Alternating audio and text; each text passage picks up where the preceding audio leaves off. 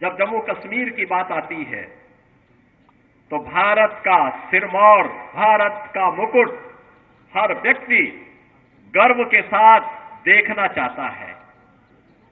जब जम्मू कश्मीर की बात आती है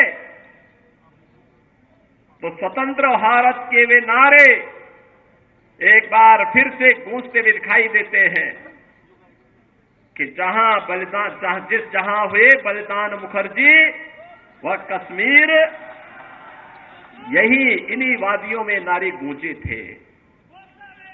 डॉक्टर श्यामा प्रसाद मुखर्जी ने इस सपने को साकार करने के लिए अपने आप को बलिदान किया था और बहनों और भाइयों 70 वर्षों तक कोई सरकार निर्णय नहीं ले पाई। डॉक्टर जितेंद्र सिंह जी को आपने चुनाव जिता करके भेजा। मैं जानता हूं 2014 में हम दोनों साथ साथ सांसद थे और तब भी जब भी जम्मू कश्मीर की बात आती थी बेझिझक एक सांसद के रूप में, एक मंत्री के रूप में बोलते थे कि मैं पहले वहां का नागरिक हूं, धारा 370 समाप्त होनी ही चाहिए और वहां का विकास होना ही चाहिए। और आज मैं बधाई देता हूं आप सबको, प्रधानमंत्री मोदी जी के प्रति आभार व्यक्त करता हूं, गृह मंत्री अमित शाह जी के प्रति आभार व्यक्त करता हूं, जिन्होंने आतंकवाद की इस जड़ को सदैव के लिए समाप्त करके आज कश्मीर में यह साबित कर दिया है कि दिल्ली का लाल किला हो या श्रीनगर का लाल चौक, चारों ओर उत्साह है, उमंग है, क्योंकि यह क्षेत्र आज विकास की मुख्य धारा के साथ जुड़ा हुआ है। बहनों और भाइयों, जो विकास है आज आप देख रहे होंगे 4 लेन और 6 लेन की एक्सप्रेसवे, मेडिकल कॉलेजेस का संचालन, इंजीनियरिंग कॉलेज, यहां पर सिंचाई की सुविधा, हर घर नल की योजनाएं, ये सब हो ही रही हैं। लेकिन सबसे बड़ी बात ये, पूछिए इन लोगों से जो लोग इस देश के विभाजन के जिम्मेदार हैं। कांग्रेस से प्रश्न पूछा जाना चाहिए, आखिर हमारा हिंदुस्तान 1947 में आजाद हुआ, लेकिन कांग्रेस की सत्ता लिप्सा ने आजादी के एक दिन पहले देश का दुर्भाग्यपूर्ण विभाजन भी करवाया। और बहनों और भाइयों, स्वतंत्र भारत में हमने हमेशा अपना एक धर्म माना और वह धर्म माना राष्ट्र धर्म। हम अपने राष्ट्र को सर्वोपरि मानते हैं।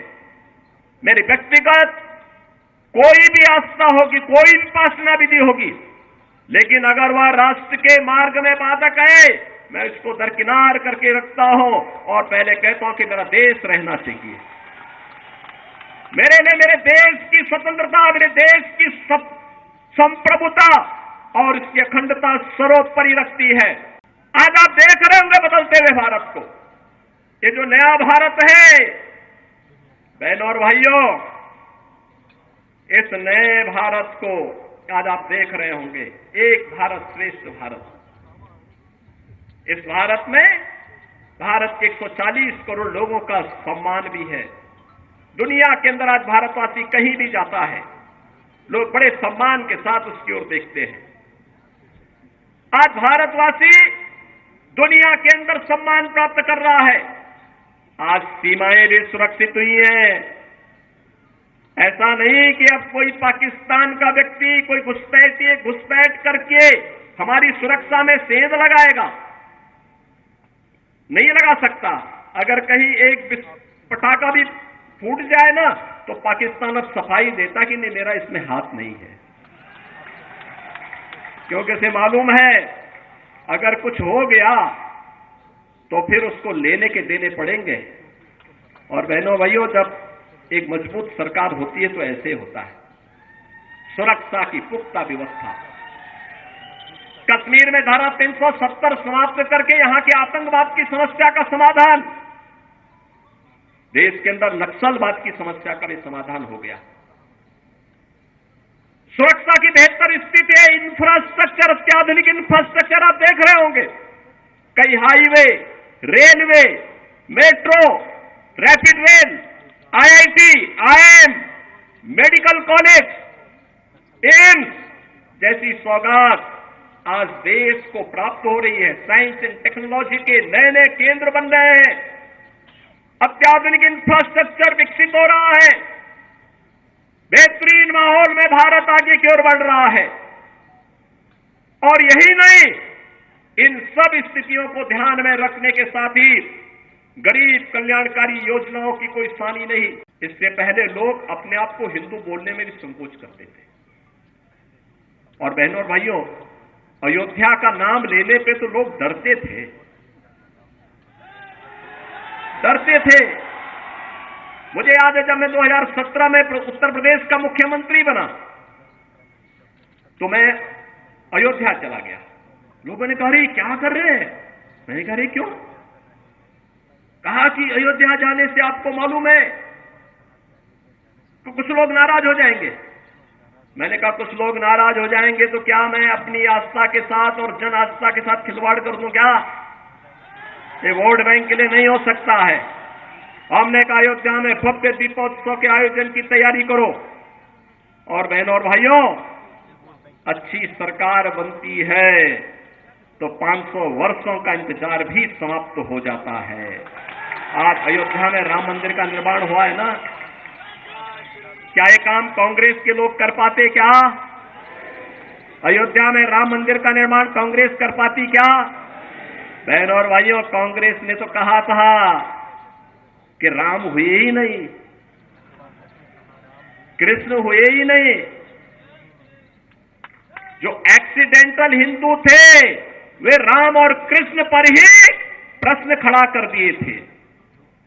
इससे बड़ी आस्था के साथ खिलवाड़ दूसरा नहीं हो सकता। बहनों और भाइयों, कैसे इन्होंने अपमानित करने का प्रयास किया था। राम और कृष्ण के अस्तित्व पर ही प्रश्न खड़ा करके हमारे आराध्य देवों को नकारने का प्रयास किया था। लेकिन आज अयोध्या में भव्य राम मंदिर का निर्माण न केवल हो गया है, बल्कि आज आप अयोध्या जाएंगे, आपको आज परिवर्तन देखने को मिलेगा। अयोध्या में लगेगा जैसे त्रेता युग का अयोध्या यहां उतर आया है, साक्षात उतर आया है। जब अच्छी सरकार आती है तो यही होता है, अच्छी सरकार आती है यही होता है। काशी में आप जाइए, काशी विश्वनाथ धाम बन गया है। लोग बोलते थे काशी विश्वनाथ धाम संकरी गली थी, बामुश्किल 5 लोग जा पाते थे।